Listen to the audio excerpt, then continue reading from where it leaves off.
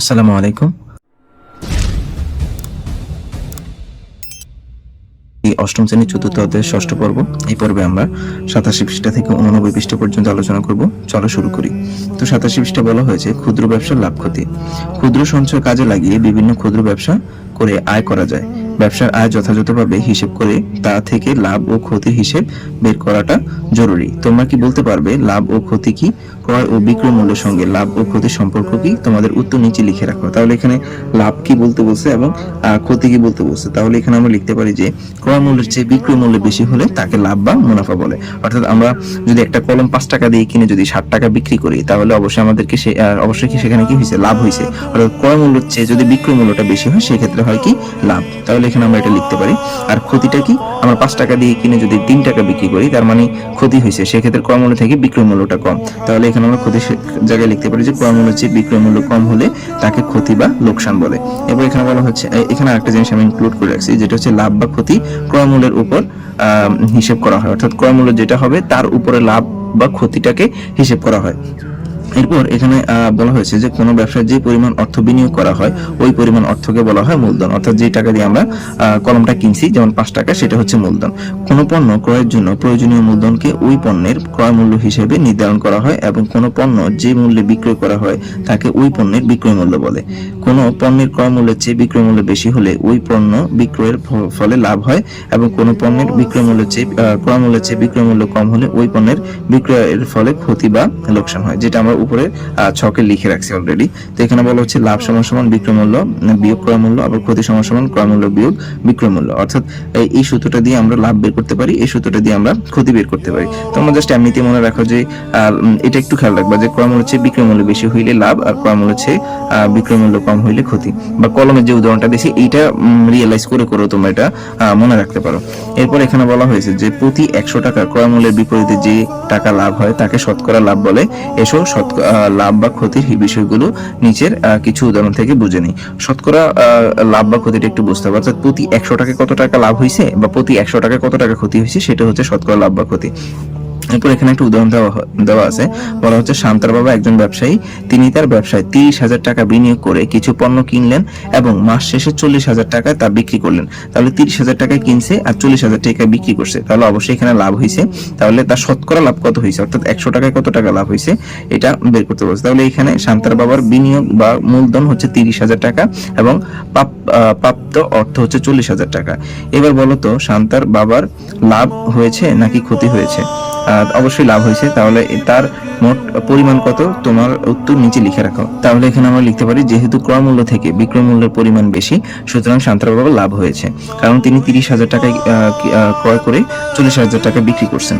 তো এখানে বাকি অংশ পড়ে দেওয়া আছে যে তুমি নিশ্চয়ই দেখেছো শান্তার বাবা 10,000 টাকা লাভ হয়েছে। অর্থাৎ 40,000 টাকা থেকে যদি আমরা 30,000 টাকা বিক্রি করি বিয়োগ করি, সেক্ষেত্রে আমরা পাবো হচ্ছে 10,000 টাকা। আর এটা হচ্ছে লাভের সূত্র, অর্থাৎ বিক্রয় মূল্য থেকে ক্রয় মূল্য বিয়োগ করলে লাভ পাওয়া যায়। তো অর্থাৎ 30,000 টাকা লাভ হয় তার 10,000 টাকা, অর্থাৎ মূল যে টাকা ওই টাকায় লাভ হয়েছে তার কত টাকা? 10,000 টাকা। আর 1 টাকায় লাভ হয় 100 টাকায় লাভ হয়। তাহলে এখানে যদি আমরা ক্যালকুলেট করি সেক্ষেত্রে পাই হচ্ছে 33.1 টাকা। সুতরাং শান্তার বাবার লাভ হয় হচ্ছে 33.3%। এই যে টাকাটা আসছে এটা 100 টাকায় আসছে, এই জন্য এটাকে পার্সেন্টে নিয়ে গেছে। অর্থাৎ 100 টাকায় লাভ হচ্ছে 33.3%। এরপর আরেকটা সমস্যা, সেটা হচ্ছে নিজে করো। একজন গড়ি বিক্রেতা 350 টাকা দরে 700টি গড়ি ক্রয় করে সকল গড়ি 2 লক্ষ টাকায় বিক্রি করছে। দেখো তিনি 350 টাকা দরে 700টি গড়ি ক্রয় করছে। তাহলে 700টি গড়ি ক্ষেত্রে একটি গড়ির মূল্য হচ্ছে 350 টাকা। 700টি গড়ির ক্রয় মূল্য বের করতে হবে। বের করার পরে তিনি কি করছে? 2 লক্ষ টাকা সকল গড়ি বিক্রি করে দিয়েছে। বিক্রি করে দেওয়া এখন তার শতকরা লাভ হয়েছে না ক্ষতি হয়েছে সেটা আমাদেরকে বের করতে বলা হয়েছে। তাহলে এখানে আরেকটু কথা বলা হচ্ছে, তুমি কি বলতে পারবে মোট কত টাকার গড়ি কিনেছেন? তোমার উত্তর এখানে লিখে রাখো। তাহলে দেখো একটি গড়ির দাম হচ্ছে 350 টাকা আর 700টি এই গড়ির দাম হবে কত? 2,45,000 টাকা। তাহলে তিনি 2,45,000 টাকার গড়ি কিনেছে। তাহলে এখানে আমি লিখতে পারি সে মোট 2,45,000 টাকার গড়ি কিনেছে। কিন্তু মজার ব্যাপার হলো তিনি কি করছে? 2 লক্ষ টাকা বিক্রি করছে, তার মানে তার অবশ্যই লস হয়েছে। কত লস হয়েছে? 45,000 টাকা লস হয়েছে। তাহলে এখানে বাকি অংশটা এখানে বলা হয়েছে যে এখন সকল গড়ি 2 লক্ষ টাকায় বিক্রি করলে তার লাভ নাকি ক্ষতি হবে, তোমার উত্তরে শতকরা হার নির্ণয় করো। তাহলে এখানে আমরা লিখতে পারি যেহেতু ক্রয় মূল্য থেকে বিক্রয় মূল্য কম, সুতরাং ক্ষতি হয়েছে। ক্ষতিটা কত হয়েছে? তিনি ক্রয় করছে কত? 2,45,000 টাকা দিয়ে, আর বিক্রি করছে হচ্ছে 2 লক্ষ টাকায়, তাহলে তার 2,45,000 টাকা ক্ষতি হয়েছে। তাহলে এখানে আমরা লিখতে পারি যে 2,45,000 টাকায় ক্ষতি হয় কিন্তু 45,000 টাকা। তাহলে 2,45,000 টাকায় ক্ষতি হয় 45,000 টাকা, 1 টাকায় ক্ষতি হয়, আর হচ্ছে 100 টাকায় ক্ষতি হয় হচ্ছে উপরে হচ্ছে 45,000 ইন্টু 100, নিচে হচ্ছে 2,45,000। এটাকে ক্যালকুলেট করলে আমরা পাবো হচ্ছে 18.37 টাকা, মানে 37 টাকা, অর্থাৎ 18.37%। এটা হচ্ছে তার শতকরা ক্ষতি হয়। এরপর একটি একক কাজ দেওয়া আছে, যেখানে বলা হয়েছে শান্তার মা একজন গৃহিণী, বাড়ির কাজের পাশাপাশি তিনি ছাগল পালন করার পরিকল্পনা করলেন। এই জন্য তিনি তার স্বামীর কাছ থেকে 5,000 টাকা, একটু খেয়াল রাখবো, মনে রাখবো, তিনি স্বামীর কাছ থেকে নিচে হচ্ছে 5,000 টাকা এবং তার বোনের কাছ থেকে নিচে হচ্ছে 10,000 টাকা ধার করলেন। শর্ত হলো যে ছাগল বিক্রয়ের মুনাফা থেকে খরচের টাকা বাদ দেওয়ার পর মুনাফা অর্ধেক অংশ শান্তার মা পাবেন। আচ্ছা, এখানে বলা হয়েছে তিনি মনে করো 5,000 টাকা ধার নিলেন এবং 10,000 টাকা ধার নিলেন। ধার নেওয়ার পরে তিনি কি করছেন? ছাগল কিনছেন। ছাগল কিনে ছাগলটা বিক্রি করার পরে যে টাকা বিক্রি করছে ওই টাকা থেকে আগে কি করবে, যেই টাকা দিয়ে তিনি লালন পালন করছে বা যে টাকা তার খরচ হয়েছে ওই টাকা তিনি সরায় ফেলবেন। সরায় ফেলার পরে যে টাকাটা লাভ হয়েছে ওই টাকাটাকে কি করবেন? 2 ভাগ করবেন। 2 ভাগ করে 1 ভাগ তিনি রাখবেন, আর বাকি টাকা কি করবে? মুনাফার বাকি অর্ধেক তার স্বামী এবং তার বোনের প্রদেহ টাকার আনুপাতিক হারে পাবেন। অর্থাৎ বাকি যে টাকাটা থাকবে সেই টাকা তার স্বামী এবং বোন কি পাবে? অনুপাতিক হারে যে পরিমাণ টাকা দিছে ওই পরিমাণ টাকা হিসেবে লাভ পাবে। শান্তার মা 15,000 টাকায় 5টি ছাগলের বাচ্চা ক্রয় করে কিছুদিন লালন পালন করলেন। লালন পালন বাবদ আরো 10,000 টাকা খরচ হলো। তাহলে তিনি 15,000 টাকা দিয়ে ছাগল কিনছেন 5টা, এগুলোতে আবারও লালন পালন বাবদ খরচ হয়েছে 10,000 টাকা। তার মানে এখানে 25,000 টাকা টোটাল তার হচ্ছে খরচ হয়েছে, বা ক্রয় মূল্য যেটাকে আমরা বলতে পারি এখানে। তো ছাগলগুলো বড় হওয়ার পর তিনি গ্রামের হাটে 55,000 টাকা বিক্রি করলেন। ছাগল বিক্রয়ে মুনাফার টাকার অংশ কি কত পাবে? তাহলে দেখো তিনি কি করছেন, তার টোটাল খরচ হয়েছে এখানে 25,000 টাকা, বিক্রি করছেন 55,000 টাকা, অবশ্যই লাভ হয়েছে। এখন লাভ 55,000 টাকা থেকে কি করতে হবে? তাকে আগে 25,000 টাকা সরাই ফেলতে হবে। সরানোর পরে বাকি টাকাকে 2 ভাগ করবে, 2 ভাগের 1 ভাগ তিনি নিবেন, আর বাকি 1 ভাগ তার স্বামী এবং বোনকে আনুপাতিক হারে দিবেন। তো এটা দেখো আমরা এভাবে লিখতে পারি, এখানে আমি আগে লিখে রাখছি যে ছাগলের ক্রয় মূল্য হচ্ছে 15,000 টাকা, লালন পালন বাবদ খরচ হচ্ছে 10,000 টাকা, তাহলে মোট খরচ হচ্ছে 25,000 টাকা। আবার ছাগলের বিক্রয় মূল্য হচ্ছে 55,000 টাকা, আর মোট খরচ হয়েছে তার 25,000 টাকা, তাহলে লাভ বা মুনাফা হচ্ছে 30,000 টাকা। তাহলে 30,000 টাকা তার কি হয়েছে? লাভ হয়েছে।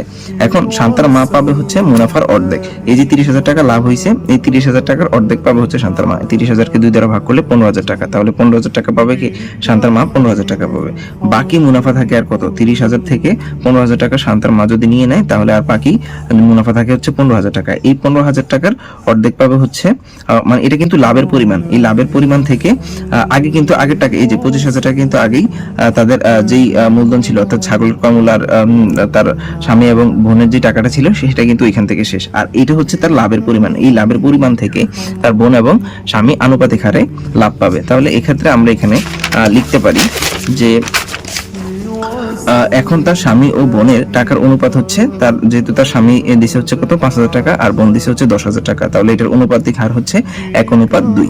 অনুপাতের যোগফল আমরা বের করতে পারি, 1 + 2 = 3। তাহলে এটা হচ্ছে অনুপাতের যোগফল। তাহলে স্বামী পাবে হচ্ছে যেই টাকাটা বাকি ছিল 15,000 এর 3 ভাগের 1, অর্থাৎ তার হচ্ছে অনুপাতের হার হচ্ছে 1, আর অনুপাতের যোগফল হচ্ছে 3। তাহলে 15,000 এর 3 ভাগের 1 অর্থাৎ 5,000 টাকা, আর বোন পাবে হচ্ছে 15,000 এর 3 ভাগের 2 অর্থাৎ 10,000 টাকা।